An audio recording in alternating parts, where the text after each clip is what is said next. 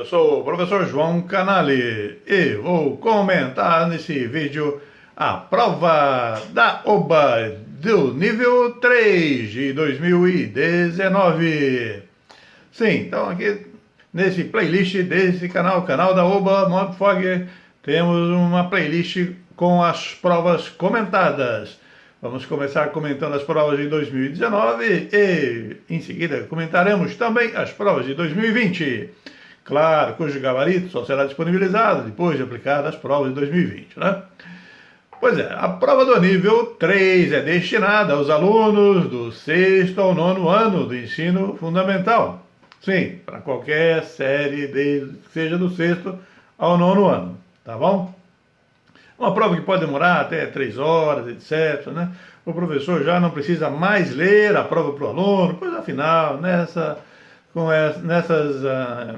séries eles já estão aí perfeitamente alfabetizados, certo? Temos 10 perguntas, como sempre, nas provas da OBA, são 7 de astronomia e 3 de astronáutica, cada uma valendo um ponto. Tem subitens e aí, então, nestes subitens podem ter diferentes pontuações, né? Meio ponto, 0,2, 0,25, etc. Tá bom? Então a ideia aqui é comentar um pouquinho as respostas das provas, certo? Vamos começar então com a questão número 1 da prova do nível 3 de 2019. Vou ler aqui a questão para vocês. Vai aparecendo aí na tela também a nossa editora aqui, a Bruna Serra, vai dar um jeito de colocar a pergunta toda na tela para vocês, acompanhando a leitura também. Então eu vou ler a questão e vou comentar a questão, depois vou ler a pergunta e aí vamos sim às respostas de cada um dos itens.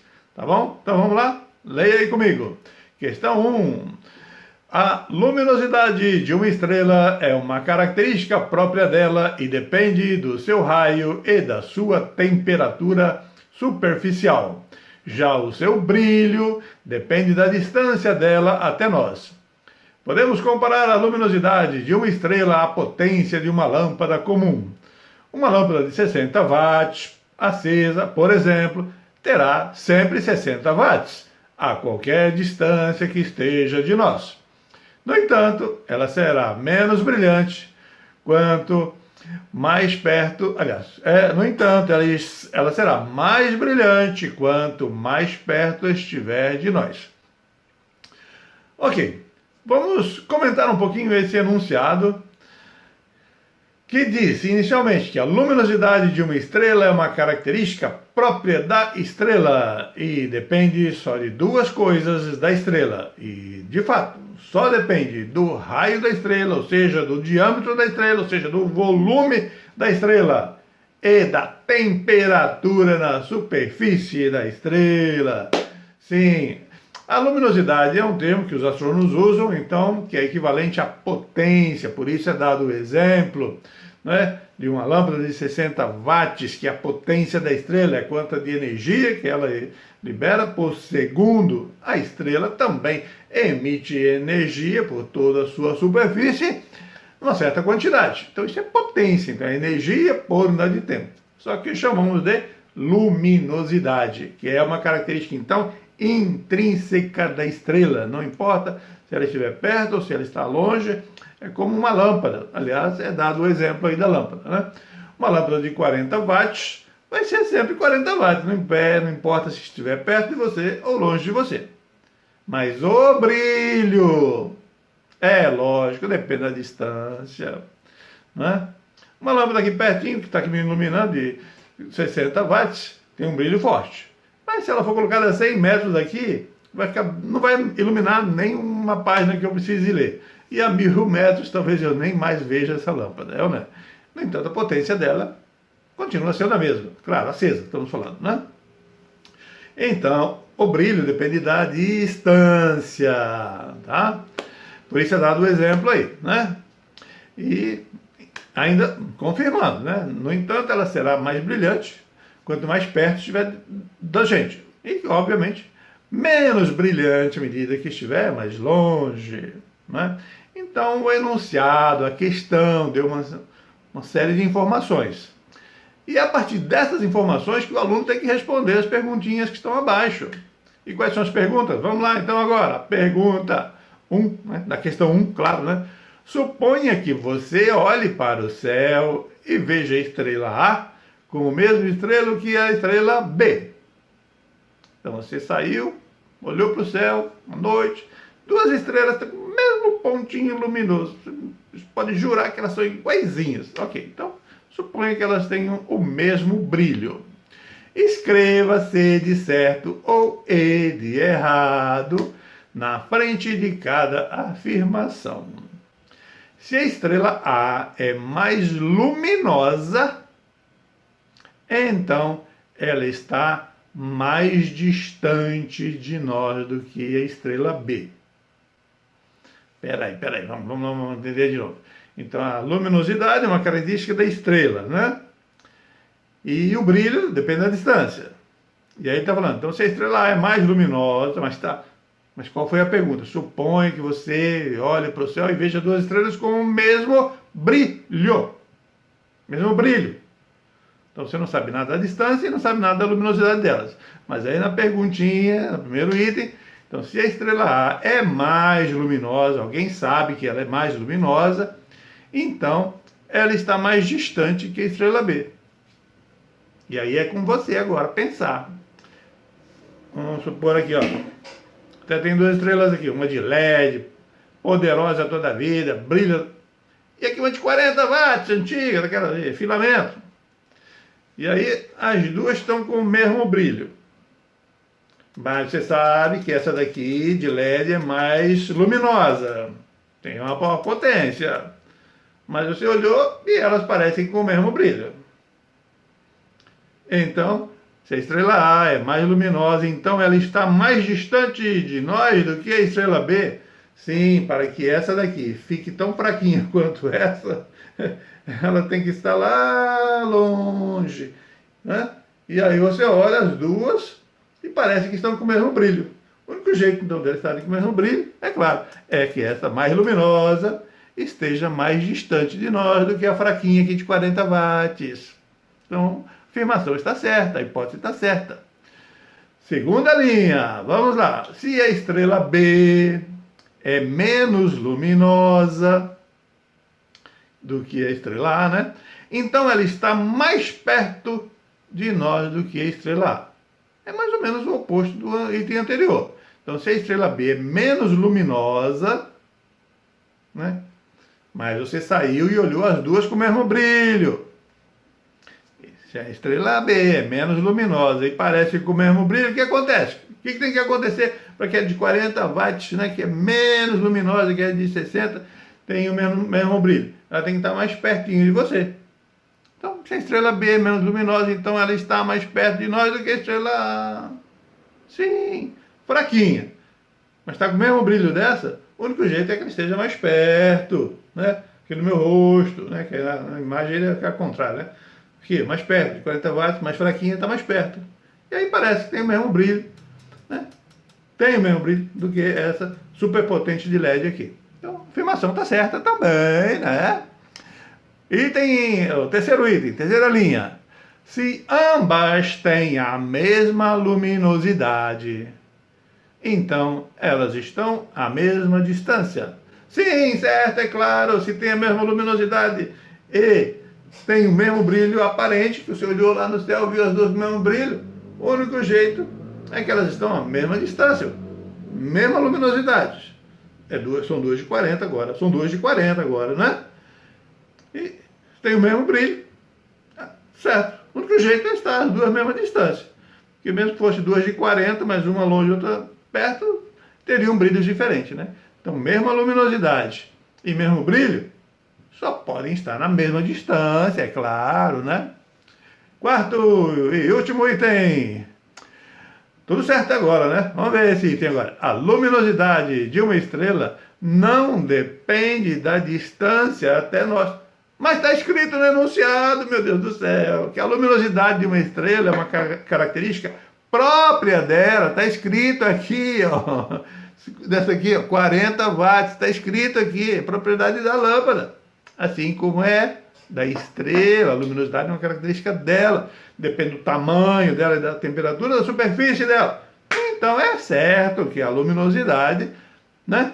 Aliás, o item eu li errado. A luminosidade de uma estrela não depende da distância dela. Então, certo, a luminosidade não depende da distância. Depende do quê? Do que está escrito lá no enunciado. Depende do raio, do diâmetro, do volume e da temperatura. É uma característica própria dela, tá? De certo, certinho. Então a afirmação está certa, coerente com o enunciado. Bastou ler o enunciado que você responde esse item, é ou não é? Último item. Vamos ler? Ok. O brilho de uma estrela não depende da distância dela até nós. É um item que para ninguém errar a pergunta.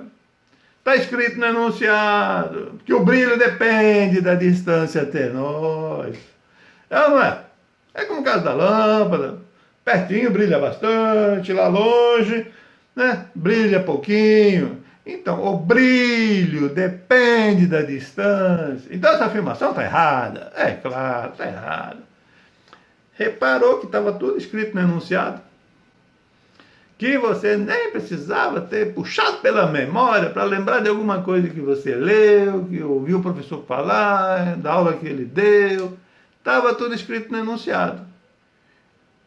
Com certeza você consegue responder os 5 itens lendo e entendendo e relendo o enunciado, não é?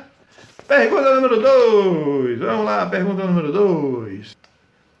Na figura, o disco da esquerda representa o disco do Sol, tal como ele é visto da Terra. Os 4 discos seguintes representam o Sol, tal como ele é visto de outros 4 planetas do Sistema Solar. Ok, comentário então dessa parte da questão propriamente. O primeiro disco, onde está escrito debaixo dele, Sol visto da Terra. É como você vê o Sol daqui, certo? Tudo bem que na figura parece pequenininho, porque não dava para desenhar, né, na folhinha aí, tal como você vê o Sol ali fora. Ali fora você vê o Sol tal como uma pizza grande, né? Ok? Muito bem. E aí ele dá outros 4 desenhos, outros 4 discos de como você vê o Sol a partir de 4 planetas diferentes. Mas antes que a gente entre na pergunta propriamente, olhe para os 4 desenhos. Não tem 2 que são maiores do que o disco do Sol visto aqui da Terra? Tá pensando comigo, né? Você já sabe a resposta, né? De quais são aqueles 2 discos ali, ou seja, de quais planetas, em quais planetas você tem que estar para ver aquele disco grandão e aquele disco menor. Porém, ambos maiores do que o da Terra. E você sabe que à medida que você se aproxima ou se afasta de alguma coisa, o tamanho angular aparente dele vai mudando. Quer dar um exemplo? O avião lá no alto não parece um brinquedinho? Por quê? Porque está longe. Quem mora em aeroporto, principalmente o pessoal aqui do Rio de Janeiro, né? O pessoal que mora ali na favela, da Maré, um legado até fica em cima da laje, empinando uma pipa, e viu o avião lá longe se aproximando. É pequenininho, pequenininho, pequenininho, mas quando passa em cima da favela é enorme. Quando pousa no aeroporto, então maior ainda, é, mano? Sim, todo mundo tem essa noção de que objetos longe parecem pequenos, objetos próximos parecem grandes. Então, até já dá para estimar qual vai ser a resposta. Porque entre a Terra e o Sol só tem 2 planetas. É ou não é? Já sabe quais são, né? Mas vamos ver a pergunta, afinal de contas, né? Pergunta 2. Assinale a alternativa que apresenta os nomes dos planetas de onde se vê o disco do Sol como desenhados em A, B, C, D. A, B, C, D são as letrinhas que estão lá dentro dos desenhos. Ok? Primeira alternativa. O item A é Mercúrio. O desenho da letrinha B seria Vênus. O desenho da letrinha C seria Urano. E o desenho da letrinha D seria Júpiter. Você já viu que não tem sentido nenhum isso daí. Porque se você está sobre Mercúrio, você está a 58 milhões do Sol. Você está pertinho do Sol. Portanto, você vai ver o Sol com 3 vezes maior diâmetro do que você vê ele aqui da Terra. Então, aquele pontinho ali representado pela letra A, um disco tão pequenininho, que mal dá para você ver que é um disco, mas é um disco, não pode ser Mercúrio, obviamente. Então, já descarta esse item aí, entendeu? Então, não é este daí que representa, né? Como que você veria os 4 desenhos dos discos do Sol, né, de 4 planetas. Vamos para o seguinte. O item A seria Júpiter. Bem, pode ser, Júpiter está longe, de repente o Sol de lá vai ser visto menor do que da Terra. Ok. O item B seria Urano. Urano, pode ser. Urano é... Mas peraí, Urano está depois de Júpiter. Então, se estamos em Urano, temos que ver o Sol menor do que em Júpiter. Então, não pode ser essa, porque então se o A é o Júpiter, o B não pode ser Urano. Né? Então já nem precisa ir para o resto. Não pode ser essa. Vamos para a terceira. O A é o disco do Sol como você o vê de Urano. Pode ser, Urano está longe toda a vida. B seria Júpiter. Pode ser, Júpiter está longe, porém mais perto do que Urano. Vou ver ele um pouquinho maior. O B é uma bolinha um pouquinho maior. Pode ser. Aí eu vou para o terceiro. O C, disco C, seria como você vê o Sol de Marte.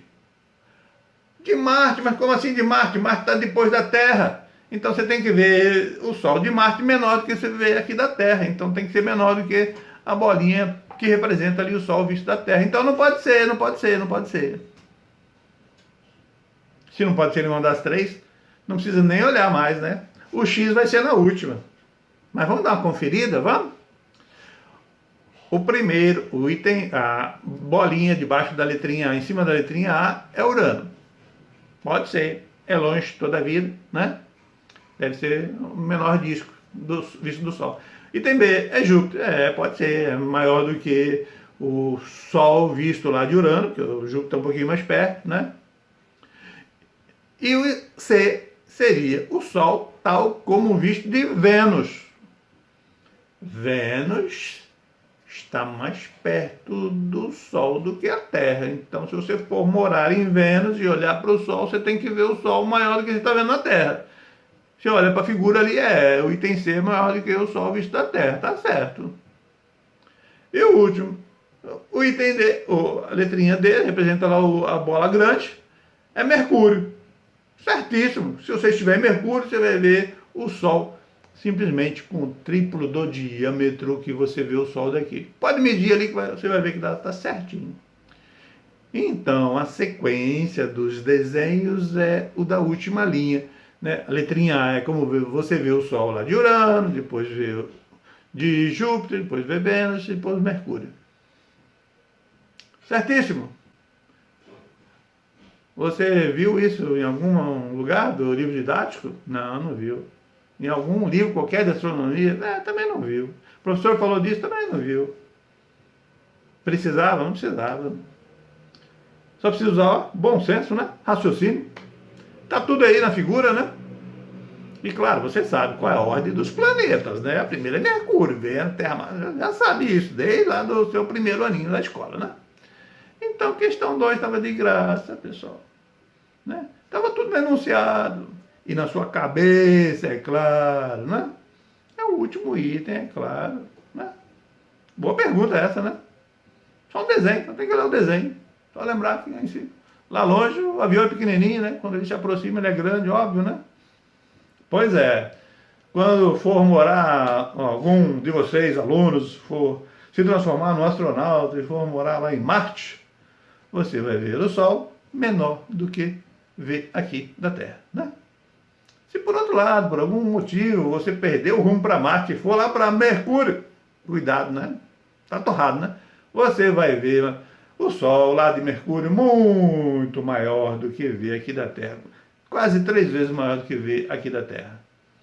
Então vai esquentar muito, né? Vamos para a pergunta número 3, então? Já que você acertou todinha essa aqui, a questão 2. Como você sabe da questão 1, a luminosidade de uma estrela depende do seu raio e da sua temperatura superficial. Através da equação abaixo, podemos descobrir quantas vezes o raio das estrelas é maior ou menor do que o raio do Sol, se soubermos o quanto ela é mais ou menos luminosa do que o Sol e o quanto ela é mais ou menos quente do que o Sol. Vamos dar um exemplo. Se uma estrela é 4 vezes mais luminosa do que o Sol e tem o dobro da sua temperatura superficial, então seu raio será substituindo, então, na equação dada do exemplo dessa questão, na raiz quadrada está escrito luminosidade da estrela, que disse o exemplo, a luminosidade da estrela é 4 vezes maior a do Sol. No denominador, ao quadrado, está o quê? A temperatura da estrela. O que está escrito no exemplo? E tem o dobro da temperatura superficial, sempre comparado ao Sol.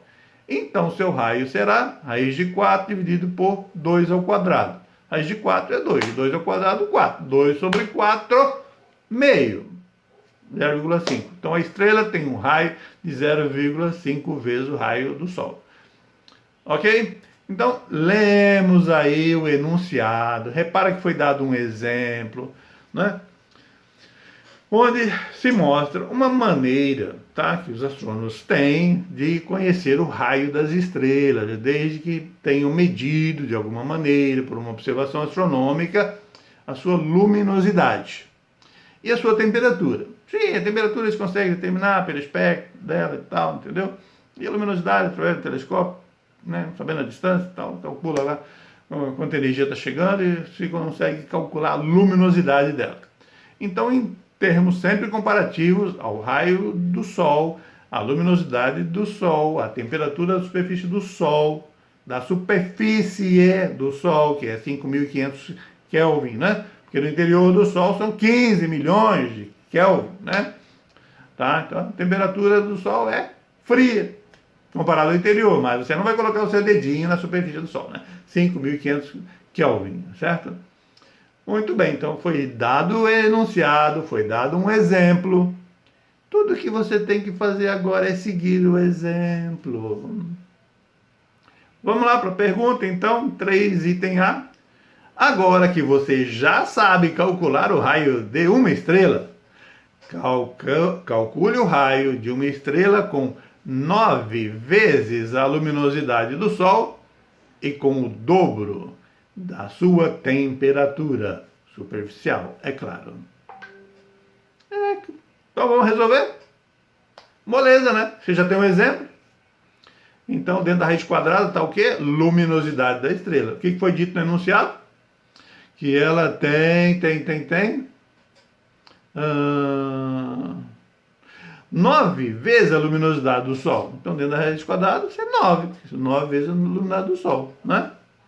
E a temperatura, que está no denominador, está escrito ali. E com o dobro da sua temperatura. Dobro em relação ao do Sol. Sempre em relação ao do Sol. Você vai obter o raio em relação ao do Sol. Então, dentro da raiz vai estar um 9. Raiz de 9 é 3. No denominador, 2 ao quadrado é 4. 3 sobre 4, 0,75. Ou seja, é uma estrela que tem um raio de 0,75 vezes o raio ou o diâmetro do Sol. Uma estrela menor. Quer dizer que ela tem 9 vezes a luminosidade do Sol, né? E o dobro da temperatura, 9 vezes a luminosidade, né?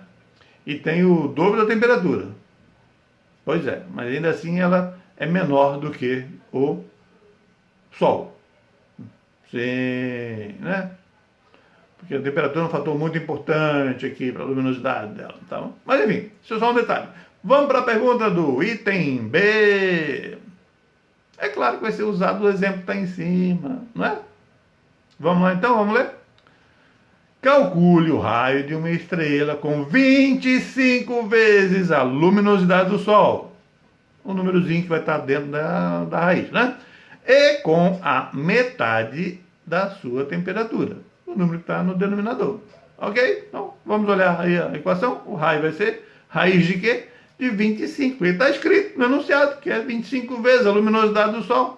O que está escrito no exemplo? Raiz quadrada de luminosidade da estrela. Quanto que é a luminosidade da estrela? 25. No denominador, temperatura da estrela. O que está escrito? Diz que é a metade da temperatura do Sol. Como é que você escreve metade? 1 sobre 2, 0,5, mas não esquece de levar ao quadrado, né? Porque está aí na equação, certo? Raiz de 25, 5. Meio ao quadrado, 1 quarto. 5 dividido por 1 quarto, 20. O professor podia usar aí 0,5, levar ao quadrado? Pode. Não importa o caminho, né? Alguma dificuldade de resolver esse probleminha, pessoal? Não, de graça, né? Ah, professor, mas eu não tinha estudado isso lá na matéria da escola. E precisava, tá tudo escrito aí, tá o exemplo aí, é só ler e aprender na hora, né? Oh, legal essa prova da OBA, né? Não precisa nem estudar antes, só vir ler e fazer. É, mais ou menos isso. Tá tudo aí denunciado. Até o exemplo. É ler e entender. E seguir o exemplo. Muito bem. Então vamos para a pergunta número 4. Em 2019 comemoramos 50 anos de um fenômeno, de um acontecimento histórico. Sim. O primeiro pouso na Lua. Ok, então vamos lá. Agora, questão 4. A missão Apollo 11 pousou no Mar da Tranquilidade em 20 de julho de 1969, transformando Neil Armstrong no primeiro homem a pisar na Lua. A imagem ao lado traz o nome de alguns mares, entre aspas, e crateras famosas, e o local dos pousos das missões Apollo de 11 a 17. Os engenheiros e cientistas da NASA estabeleceram que o pouso da Apollo 11 deveria acontecer pouco depois de o Sol ter nascido, no local escolhido, o Mar da Tranquilidade. Ok, aí está o enunciado, está a questão, o contexto histórico da questão que vem abaixo. E à direita está a imagem da Lua com os locais onde ocorreram os pousos das Apolos 11, 12, 14, 15, 16 e 17. Professor, você pulou a 13. A 13 não pousou. Deu um problema técnico e quase que os astronautas morreram, tá?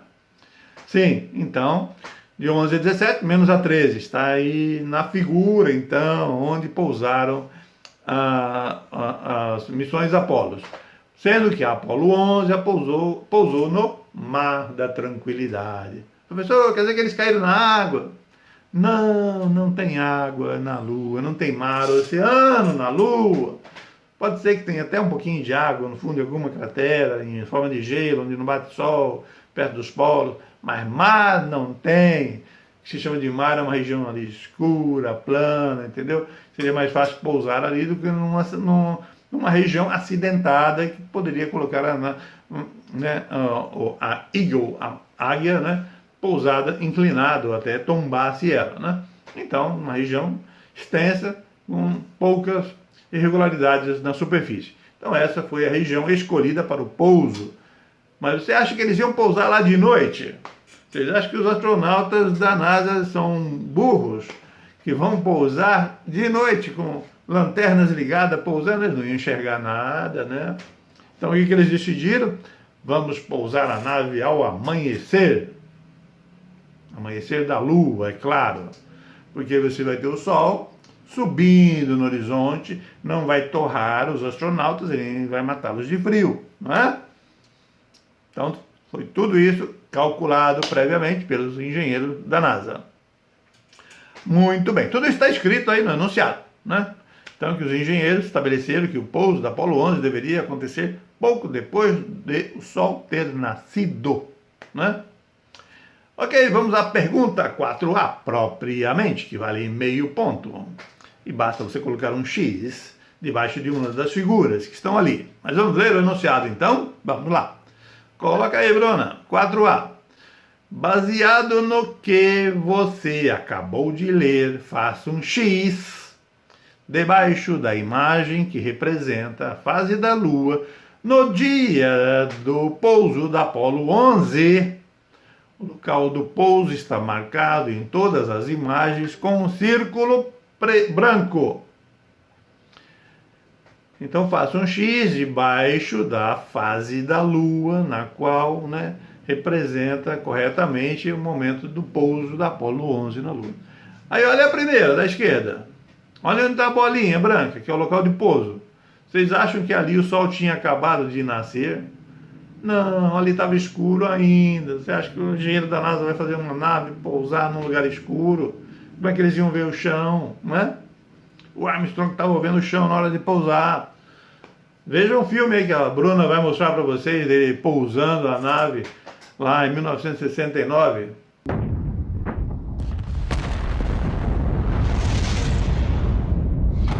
Liftoff. We have a liftoff. 32 minutes past the hour. Liftoff on Apollo 11. Tower clear.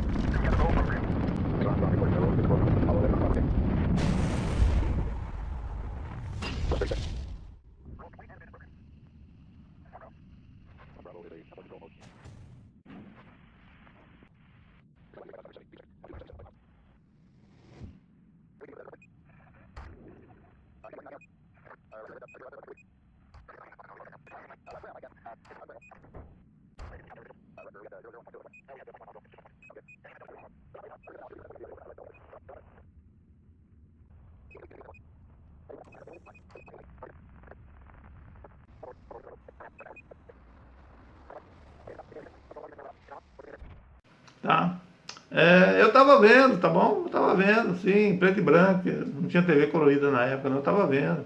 Eles pousaram. E o mundo inteiro estava vendo Armstrong pousar a sua nave na Lua naquele instante. É um acontecimento fantástico. Olha a da direita, a figura da direita. A bolinha que indica o ponto onde pousou a nave. Já está com o Sol muito alto, pessoal. E por exclusão, então, é a figura do meio, que você vê a bolinha branca exatamente na região divisória da parte clara e da parte escura. Então ali sim o Sol acabou de nascer. Tudo bem que em algumas provas tiradas em máquinas Xerox muito ruins, essa parte preta ficou maior do que deveria. E deu algum probleminha, a gente pede desculpa, tá? Vamos para a pergunta B? É só escrever certo ou errado, na frente de cada alternativa, tá bom? Então lá, primeira linha, vamos escrever certo ou errado nela. Mesmo com o Sol já nascido, Neil Armstrong podia ver as estrelas no céu da Lua. Certo ou errado? E aí você pode pensar o seguinte, aqui na Terra, quando o Sol nasce, a gente não vê mais estrela nenhuma. Então ele não via estrela nenhuma e a frase estava errada? Mas você não se lembrou de considerar que na Lua não tem atmosfera? Sim, senhor. Então, mesmo que o Sol estivesse acabado de nascer ali no horizonte, o seu chão estava iluminado. Se você olhasse na direção do Sol, você veria o seu horizonte iluminado.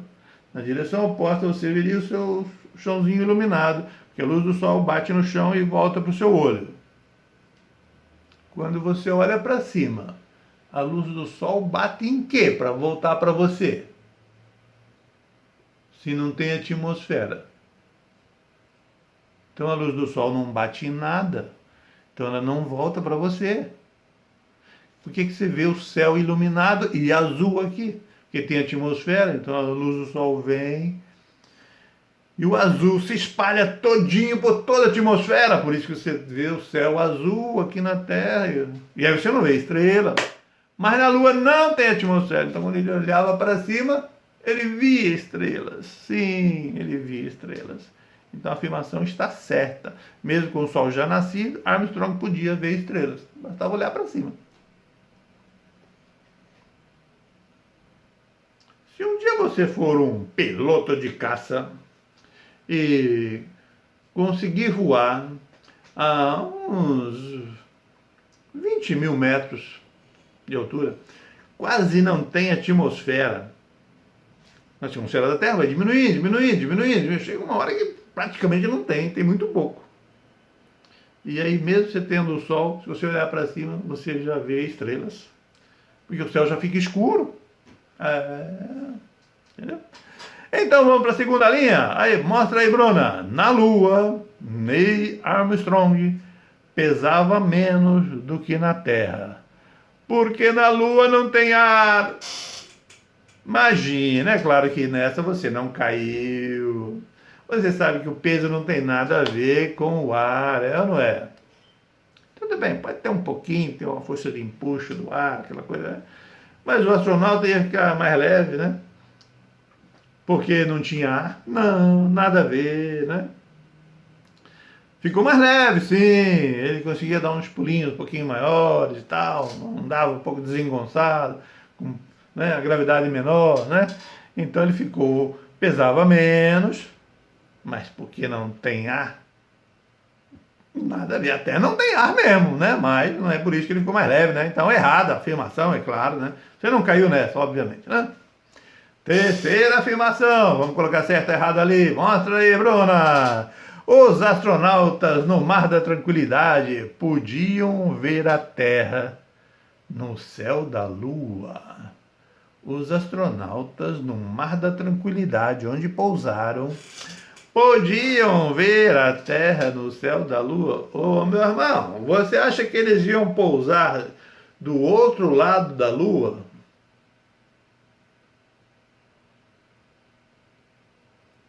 Se a gente estava vendo ele descer as escadinhas, botar o pé no chão, fincar a bandeira americana, o sinal de rádio e TV, você acha que vai passar por dentro da Lua para chegar para nós? Não.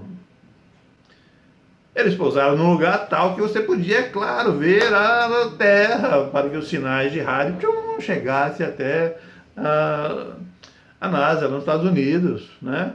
E de lá retransmitissem para o mundo inteiro o famoso pouso da Apollo 11, tá? Então os astronautas podiam ver a Terra no céu da Lua. Aliás, podiam até ter perguntado, né? Qual era a fase da Terra quando eles viram a Terra lá da Lua. É a oposta à fase da Lua, vista aqui da Terra, né? Mas deixa pra lá, tá?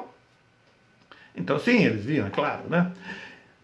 Quarto, penúltimo item dessa questão. Para os astronautas na superfície da Lua, as constelações eram iguais como vistas da Terra. Bem, as estrelas principais, né, que você vê até a olho nu aí, que formam alguns asterismos, né, Cruz, o Cruzeiro do Sul ali, né, tem 4 estrelas bem brilhantes, 3 Marias, né. Constelação é uma área no céu, um lote no céu, né, e tudo que está lá dentro pertence àquela constelação, pertence àquela área lá, né, que chama constelação, aquela área, aquele lote, né. E dentro desse lote tem estrelas mais brilhantes que você liga imaginariamente formando algumas figurinhas, mas a constelação mesmo é tudo que está dentro daquele lote. Formato irregular e tal, né? Muito bem, aí os astronautas saíram aqui da Terra, olharam lá o Cruzeiro do Sul, pousaram na Lua, no amanhecer, olharam para o céu, viram estrelas, viram as constelações, e as constelações mudaram de forma? Essa que é a pergunta.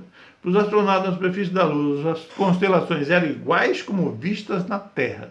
Essa é uma afirmação. Você não leu isso em lugar nenhum. A resposta está aqui na sua cabecinha, né? Terra-Lua está logo aí. A separação é minúscula, em comparações as distâncias astronômicas entre as estrelas. 380 mil quilômetros, 400 mil quilômetros, demoraram 2, 3 dias, chegaram lá. Logo ali, né? Então, vista do céu da Lua, as constelações eram todas iguaizinhas, as estrelas estavam no mesmo lugar, não mudou nada, tá? Sim, senhor, as constelações eram iguaizinhas. Então tá certa a afirmação. E vamos para a última. Os astronautas tiveram que trabalhar rápido, pois em poucas horas o Sol iria se pôr para eles.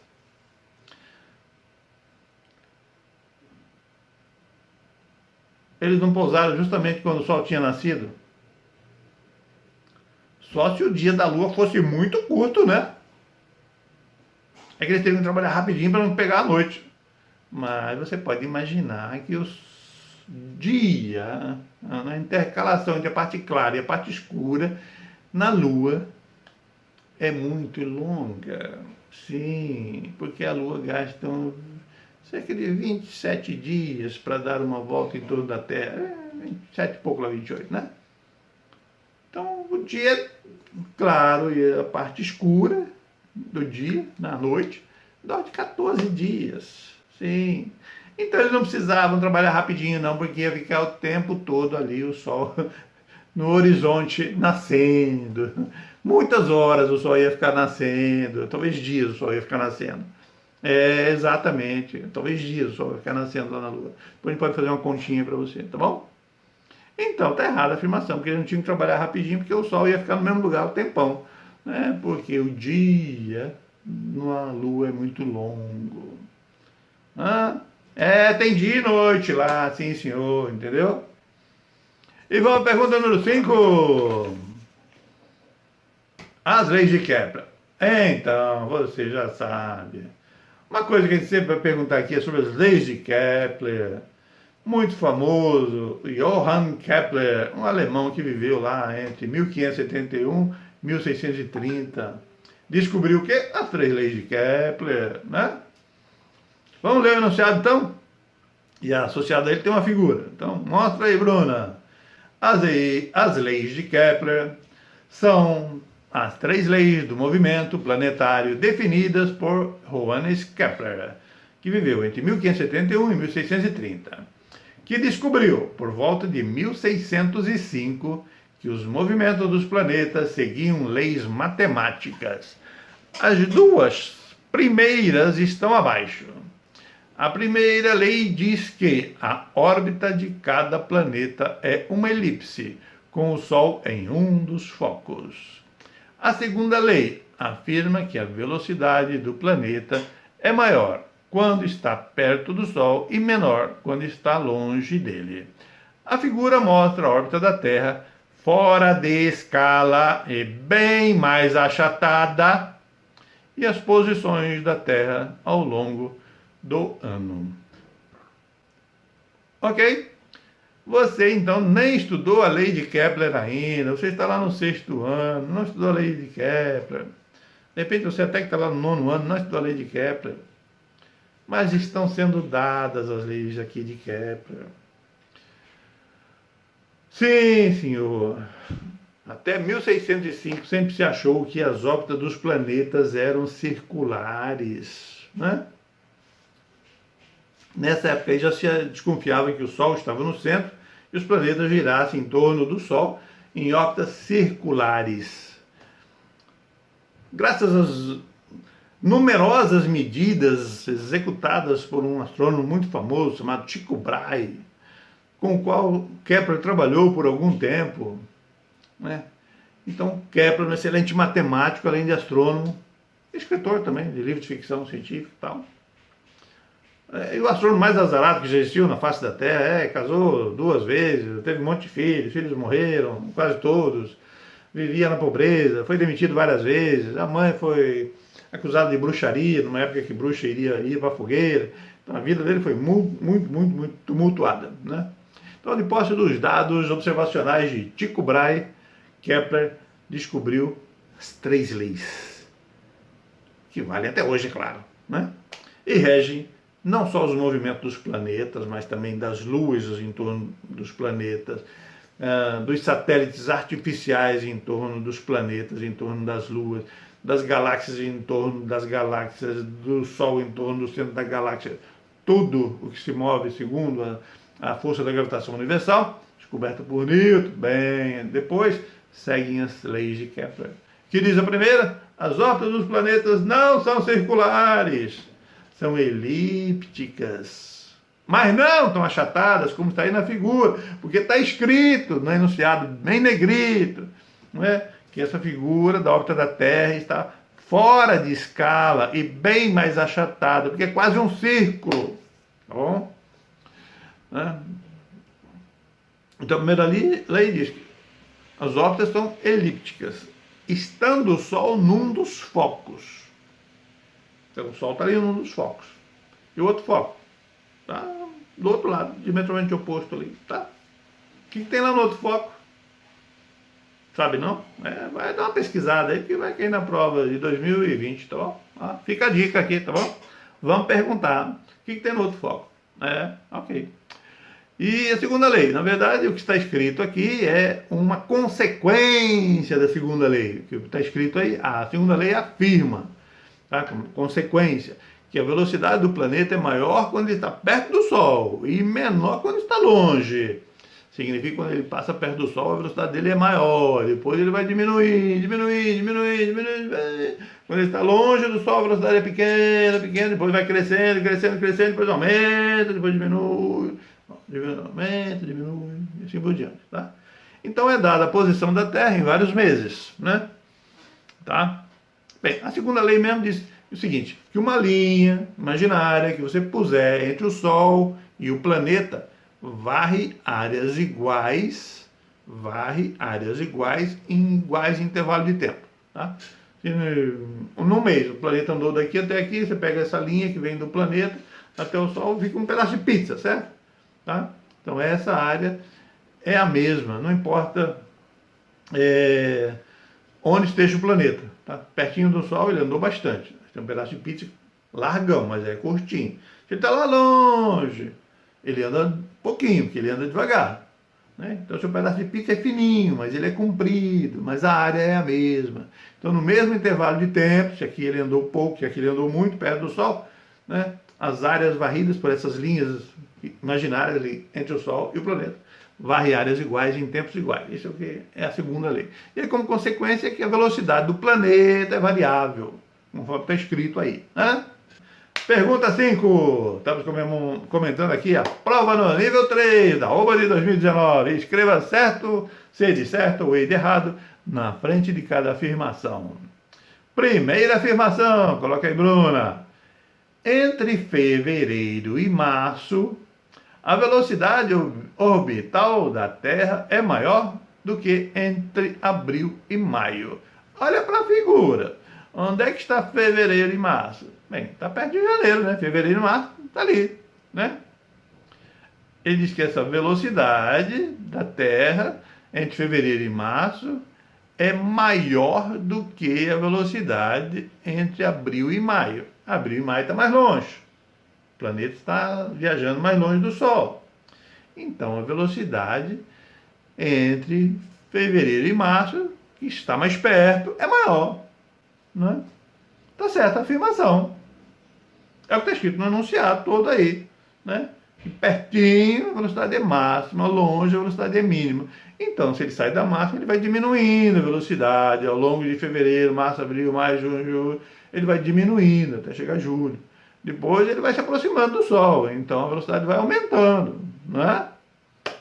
Sim, a figura é esquemática, mas está certa a posição dos meses aí. De fato, em janeiro é quando a gente passa mais perto do Sol. Professor, por isso que é verão aqui? Não, nada a ver, porque o hemisfério norte está cheio de neve lá, né? E está perto do Sol também, né? Então, as estações do ano não tem nada a ver com isso aí, né? Fica uma outra pergunta aí. Segunda linha, Bruna, coloca aí para nós. Em junho, a velocidade orbital da Terra está aumentando. Olha para a figura, meu irmão. Não está saindo de janeiro indo para julho? A velocidade não tem que estar diminuindo. Não está se afastando do Sol? Então está diminuindo. Aí ele está afirmando o quê? Que em junho a velocidade orbital da Terra está aumentando. Não, não está aumentando, está diminuindo. É lógico, você entendeu isso, colocou errado aí, Não é que você colocou errado. Você escreveu que está errado, obviamente, né? E acertou, portanto, né? Terceira linha, mostra aí, Bruna. Em setembro, a velocidade orbital da Terra está aumentando. Sim, porque lá de julho, quando ele está mais longe, lá no apogeu, aí ele vai se aproximando do Sol. No que ele se aproxima do Sol, a velocidade aumenta. Então a afirmação está certa. Última linha, Bruna, coloca aí. Pela segunda lei de Kepler, podemos afirmar que em janeiro a velocidade orbital da Terra é a maior? Sim, é claro. Tá escrito ali no enunciado da questão. Afirma que a velocidade do planeta, a segunda lei, afirma que a velocidade do planeta é maior quando está perto do Sol. Quando é que a Terra está mais perto do Sol? Em janeiro, está lá na figura. Então é a maior velocidade possível para a Terra quando ela está em janeiro, mais perto do Sol. Sim, senhor. Tá? A rigor, 4 de janeiro aproximadamente, é quando a Terra está mais perto do Sol. Você já viu o Sol maior, porque nós estamos mais perto do Sol? Não viu, não. Está sempre do mesmo tamanho. Por quê? Porque a diferença entre a distância da Terra em janeiro ao Sol é quase igual. Uma pequena diferença de alguns poucos milhões de quilômetros. Poucos milhões de quilômetros. Perto de 150 milhões de quilômetros. Isso não é nada, entendeu? Então não é suficiente para você perceber, a olho nu, que o diâmetro do Sol varia porque a gente está mais perto ou mais distante dele. Porque essa diferença é muito pequena. Então parece que está sempre a mesma distância. Inclusive o fato de sempre vermos o Sol do tamanho daquela pizza é que fez também muita gente acreditar que a gente estava sempre à mesma distância do Sol e assim a Terra girasse num movimento circular em torno do Sol, tá? Questão 5, terminada. Aí, você está indo muito bem, acertou tudo. Muito bem, vamos para a questão número 6. Vamos ler junto aqui então. Questão 6, prova nível 3, OBA de 2019. A figura mostra o esquema das órbitas fora de escala de um sistema binário de estrelas, A e B, sendo que uma delas tem o dobro da massa da outra.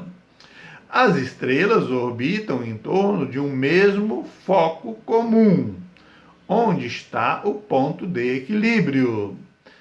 Entre parênteses, como na imagem da gangorra. Fecha o parênteses, ponto final. Continuando. Os números 1, 2 e 3 indicam as posições da estrela A em 3 diferentes momentos da sua órbita. Isso. Então temos ali...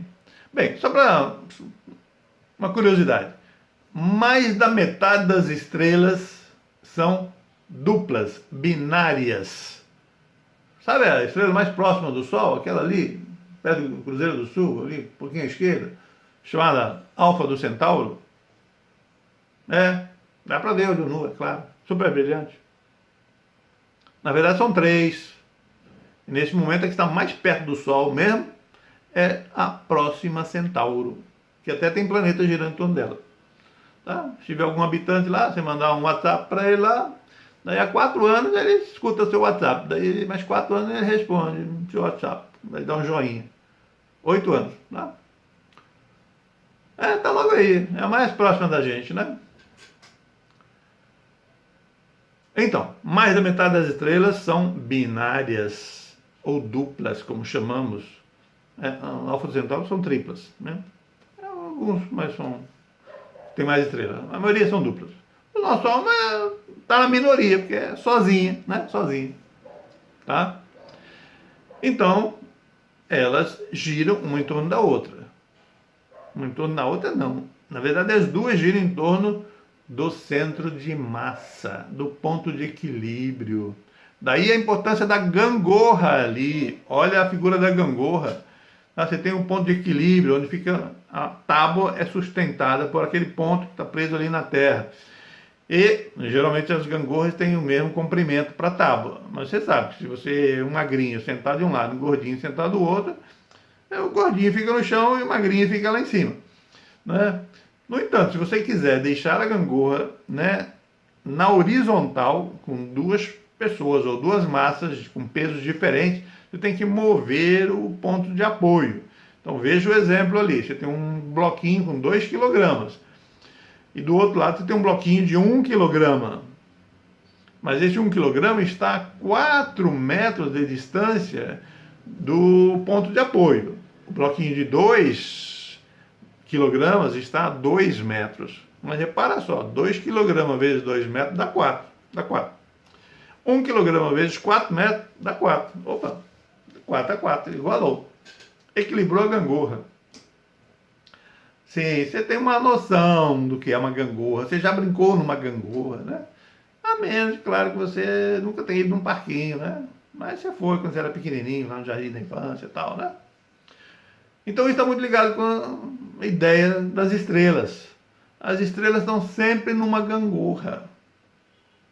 Quando uma estrela pesada está perto do ponto de equilíbrio, perto do foco, a estrela leve tem que estar bem longe.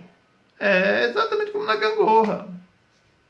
Então vamos olhar para a posição número 1, né? Onde está a estrela A na posição 1. Onde tem que estar a estrela B nesse momento? Diametralmente oposto ao ponto de equilíbrio. Sim, como está na gangorra. Ah, mas professor, você nem leu a pergunta ainda. É só explicando aí, né? Vamos ler a pergunta então? Aí, Bruno, vamos lá. Vamos ler a pergunta 6A. Escreva nos parênteses os números correspondentes às posições da estrela B quando a estrela A estiver nos pontos 1, 2 e 3.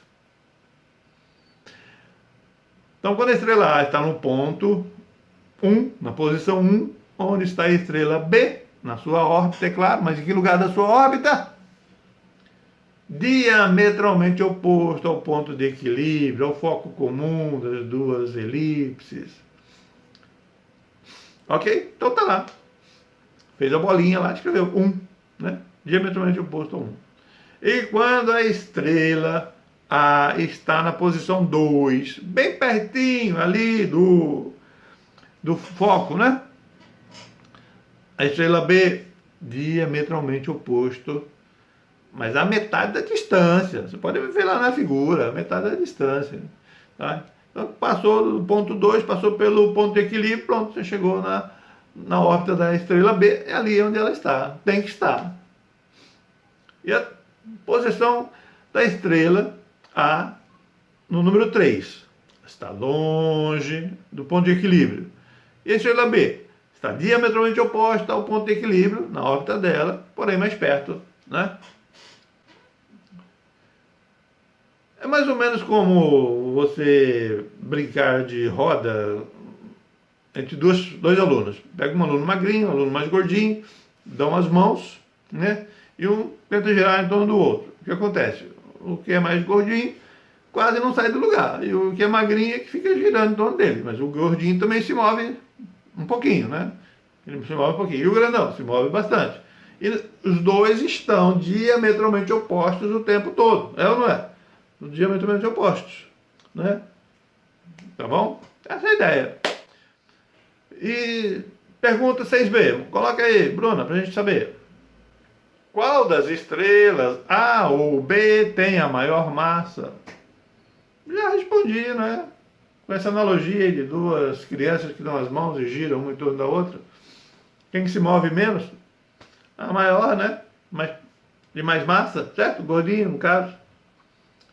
Então, quem se move menos, quem tem a menor órbita, a menor trajetória nesse par binário? A de maior massa. Quem é de maior massa? B de bola. Pronto, acertou. Precisava ter estudado isso em alguma aula do professor? Não, tá tudo aí no enunciado. Tá a gangorra aí. Brincou de roda, não brincou? Brincou de gangorra? Pois é só usar o que você aprendeu. Pergunta número 7, a última da parte de astronomia. A imagem ao lado traz o globo terrestre com o esquema do famoso eclipse solar de 29 de maio de 1919, o qual também foi visto em Sobral, no Ceará. A observação desse eclipse confirmou a teoria da relatividade de Einstein. E aí você já ficou doido, né? Poxa vida, não estudei a teoria da relatividade de Einstein ainda. A gente sabe que você não estudou. Estamos dando aqui um fato histórico, né? Então esse eclipse foi famoso porque provou que a teoria da relatividade estava certa. Continuando a leitura. Na figura, a faixa estreita, escura, preta, representa o caminho que a parte central da sombra da Lua fez na superfície da Terra, e de onde o eclipse solar total pôde ser visto. Fora desta faixa, o eclipse foi parcial, e fora do quadriculado, a Lua não passou na frente do Sol em momento algum. Então essa é a questão. Você pode ler de novo, tá? Eu vou comentar aqui. Então, estamos comentando aqui a prova do nível 3 da OBA de 2019. E em 1919 aconteceu um eclipse muito famoso, que deu origem inclusive até ao Museu do Eclipse lá em Sobral. É claro que o eclipse não ocorreu só em cima da cidade de Sobral, como está escrito aí, né?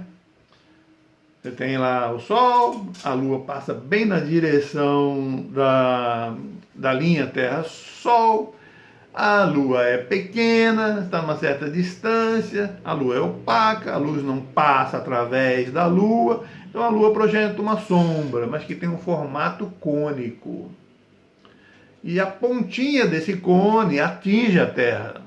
Então só quem está dentro desse círculo pequeno, que tem a largura aí da faixa, é que vê o eclipse solar total ocorrer. Ou seja, a Lua encobriu o Sol direitinho, você está na sombra, propriamente, né? E aí quem está na faixa quadriculada vê o eclipse parcial. Você está longe, você não está na sombra, você está na penumbra. E quem está mais longe ainda, aí não vê a Lua cobrir o Sol em momento algum, tá? É sempre assim, tá? Como a Terra está girando, a Lua está se movendo também, então essa pontinha da sombra, desse cone de sombra, caminha sobre a superfície da Terra. Então descreve uma faixa. Então todos que estiverem dentro dessa faixa vai ver o eclipse solar total, né? É isso que está desenhado ali, simulando um globo terrestre, né? Uma faixa onde passou o eclipse solar total de 29 de maio de 1919, né? Passou então em cima da cidade de Sobral. Aí uma equipe saiu aqui do Observatório Nacional, foi para lá, o pessoal lá da Inglaterra também foi para Sobral, né? A outra equipe foi para uma ilha do Príncipe, porque podia estar nublado aqui, mas lá não estaria. Só que aqui deu sorte que o céu estava limpo na hora do eclipse e lá na Ilha do Príncipe ficou nublado. Enfim, em 2019, 100 anos de comemoração, né, desse eclipse. É claro que tive que fazer uma pergunta sobre o famoso eclipse que comprovou a teoria da relatividade de Einstein, certo? Não que a gente vai fazer perguntas sobre a teoria da relatividade para você, né? Mas a importância histórica desse eclipse, que deu origem até ao famoso Museu do Eclipse. Sim, o único eclipse que tem um museu é o Museu do Eclipse Sobral. Já estive lá, tá? Coordenado lá pelo meu amigo Emerson. Do lado tem um planetário, né, que foi montado aí graças ao apoio técnico do Dermeval Carneiro, lá de Fortaleza, né? Então, sugiro que visitem Sobral, aí lá na praça, perto da igreja, né? Está o Museu do Eclipse, um observatório astronômico, o planetário também. Mas para de enrolar, canal, vamos ver qual é a pergunta. Ok, vamos ver qual é a pergunta. Bruna, mostra aí. Pergunta 7, então. 0,25 cada acerto. No globo terrestre, pinte totalmente, de qualquer cor, as 4 regiões da Terra onde o eclipse solar de maio de 1919 não pôde ser visto em momento algum. Mas não está escrito no enunciado que fora da faixa quadriculada o eclipse não pode ser visto em momento algum. Então o que você vai ter que pintar? Tudo, menos a faixa preta, que já está pintada de preto, que você não vai pintar, menos a faixa quadriculada, que é de um lado e do outro dessa faixa preta onde teve o eclipse. Qual a dificuldade em acertar essa pergunta? Nenhuma, né? Nenhuma. Acertou muito bem. 4 regiões, uma em cima, uma embaixo, um lado esquerdo, um lado direito, né? Tinha que pintar tudo. Qual era a dúvida? Pintar tudo. Menos o quadriculadão. Está escrito no enunciado. É só ler o enunciado. Tudo bem, às vezes é bom reler, não é? E aqui termina então a 7ª pergunta de astronomia da prova do nível 3 da OBA de 2019. Professor, e as outras 3? As outras 3 são de astronáuticas e vão ser respondidas pelo engenheiro Dr. José Bezerra Pessoa Filho, do Instituto de Aeronáutica e Espaço da Agência Espacial Brasileira. Ele e demais colaboradores do Instituto de Aeronáutica e Espaço é que elaboraram as 3 próximas perguntas, deram as respectivas respostas, e o professor José Bezerra Pessoa Filho, nosso amigo Bezerra, então vai comentar as 3 próximas perguntas, ok?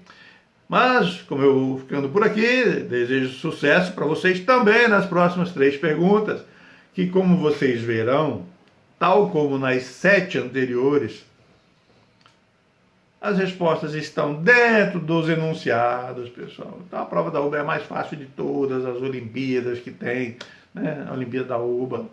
É só ler o enunciado e responder, tá? Ok? Então, aguarde aí que vai entrar o professor Bezerra com as respostas às perguntas de astronáutica. Vai lá, Bezerra, agora é com você.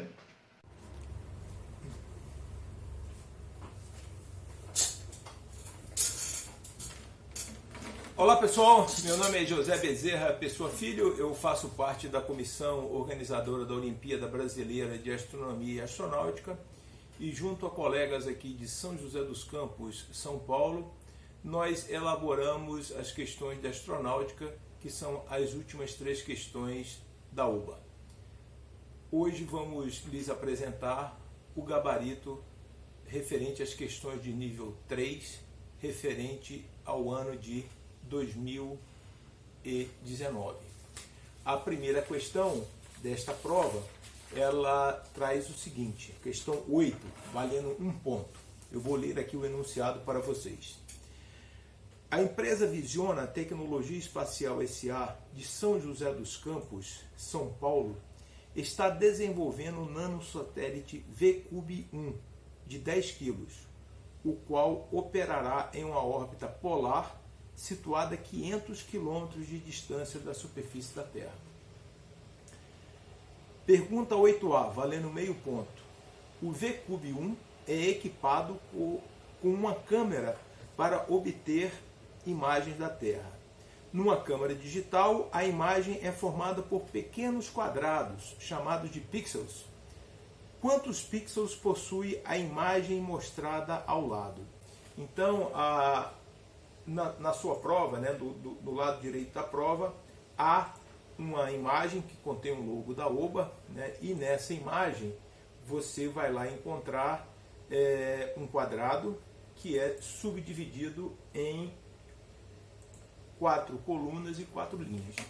E na parte superior desse quadrado, no canto superior esquerdo, é claramente indicado que cada quadradinho desse quadrado maior equivale a 1 pixel. E o que se pergunta é quantos pixels possui essa imagem. Tudo que o aluno precisa fazer é contar esses quadradinhos. A maneira mais fácil de fazê-lo é multiplicar o número de quadrados na horizontal pelo número de quadradinhos na vertical. E ao fazê-lo, ele deverá representar 4 vezes 4, cujo resultado é igual a 16. Então, assim procedendo, o aluno ou aluna fará jus a 0,5 ponto. A pergunta 8b, também valendo meio ponto, coloca o seguinte: ao invés dos poucos pixels ilustrados no item anterior, a câmara do VCube 1 possui 4.000 pixels horizontais e 4.000 pixels verticais. Calcule a quantidade total de pixels da imagem do satélite.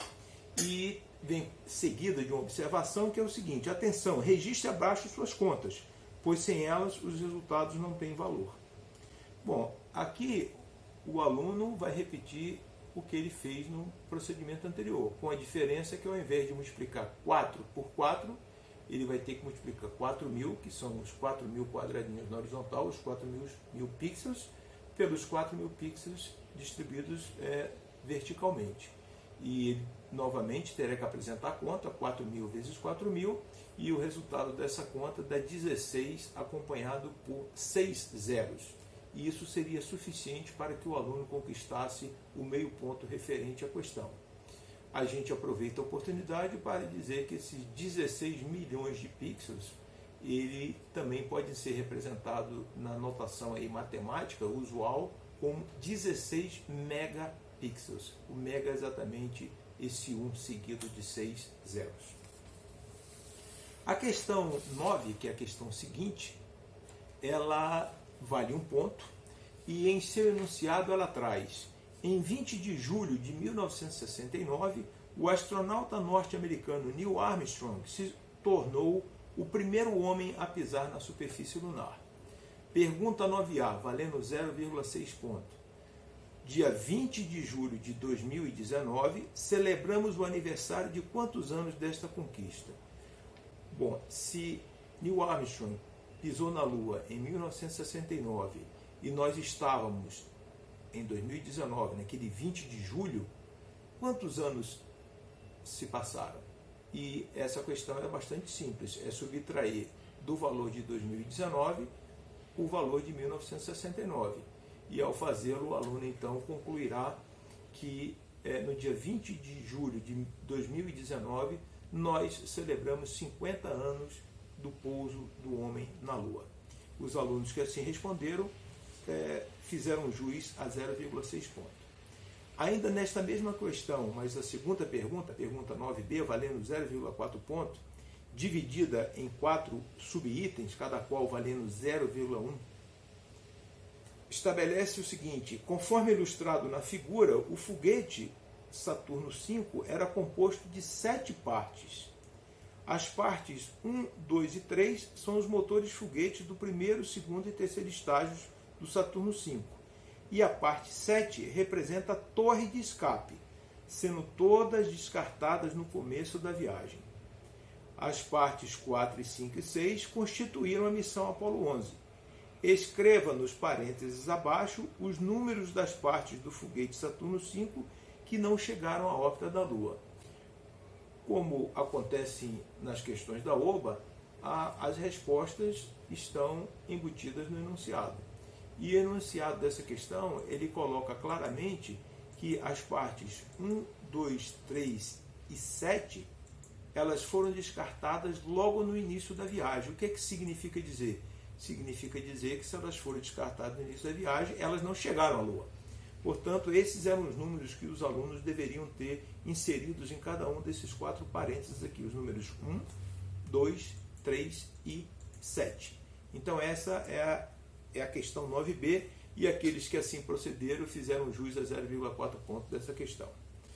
A questão 10, a última questão da prova da OBA, do nível 3, ano 2019, valendo 1 ponto. Para chegar à Lua, o foguete Saturno V usava uma grande quantidade de propelente, e aí ele esclarece que propelente é tanto combustível quanto oxidante. E aí ele faz a pergunta 10A, valendo meio ponto, subdividida em 2 itens, cada qual valendo 0,25 ponto. Complete a tabela abaixo. É apresentada uma tabela com 3 colunas e 5 linhas. E essa tabela, há 2 espaços vazios nela, que são os espaços que os alunos deverão preencher. É isso que a questão está pedindo. Então ela pergunta: qual é a massa total de propelente embarcada no Saturno V?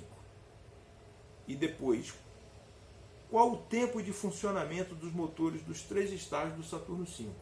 Ora, a questão já ela indica como proceder, porque nos espaços vazios os alunos devem somar a massa de propelente e, se assim o fizerem, alcançarão aí a marca de 2.700.000 quilos, e o tempo total de funcionamento é só somar o tempo de funcionamento de cada motor, de cada estágio, que estão representados na terceira coluna da tabela, obtendo então a quantidade de 1.020 segundos. Então essa é simplesmente a questão 10A. A questão 10B, valendo meio ponto, ela afirma o seguinte: considere que a massa total do Saturno V no momento do lançamento era de 3 milhões de quilos. Qual a porcentagem da massa de propelente do Saturno V em relação à sua massa total? Entre parênteses, a massa total de propelente você já descobriu na pergunta anterior. Então, o enunciado oferece parte da resposta e a resposta à questão anterior oferece a outra parte. Se você pretende calcular o percentual, a razão entre dois números, você precisa dividir um número pelo outro. Neste caso, no numerador deverá aparecer a quantidade de propelente que o Saturno V usava, apurada na questão anterior, de 2.700.000 quilos, dividido pela massa total do foguete no momento do seu lançamento, que é de 3 milhões de quilos. Ao fazer essas contas, o aluno vai então atingir a seguinte fração: 2.700.000 dividido por 3 milhões de quilos, e há diversas formas de fazer, mas ele pode ir simplificando, e o resultado final numérico que ele vai obter é 0,9. 0,9 é um resultado da divisão do numerador pelo denominador, mas não é a resposta percentual, e é isso que a questão pedia. Então, para que o aluno consiga transformar essa fração, esse resultado de 0,9 em percentual, ele precisa multiplicar por 100, e só assim ele fará jus à integralidade da questão. Aqueles que simplesmente registraram 0,9 farão jus a 0,25 pontos, e os outros que foram adiante e corretamente multiplicaram por 100 e obtiveram o valor percentual de 90%, eles deverão obter a integralidade da questão de 0,5 pontos. Olá, pessoal! E assim chegamos ao final da gravação dos comentários da prova do nível 3 da UBA de 2019. Aqui no final tivemos a colaboração do nosso amigo engenheiro aeroespacial José Bezerra Pessoa Filho, um pouquinho formal ali, né? Conviveu muito tempo com os militares, ficou muito formal, né? Mas agradecemos então ao Bezerra por também ter contribuído aqui com os esclarecimentos adicionais, as respostas, né, as perguntas de astronáutica que ele e demais colegas lá de São José dos Campos, né, elaboram para as provas da OBA. Então, muito obrigado, Bezerra. Esperamos que vocês aproveitem essas gravações que fizemos, respondendo aí as questões, com algumas informações a mais, né?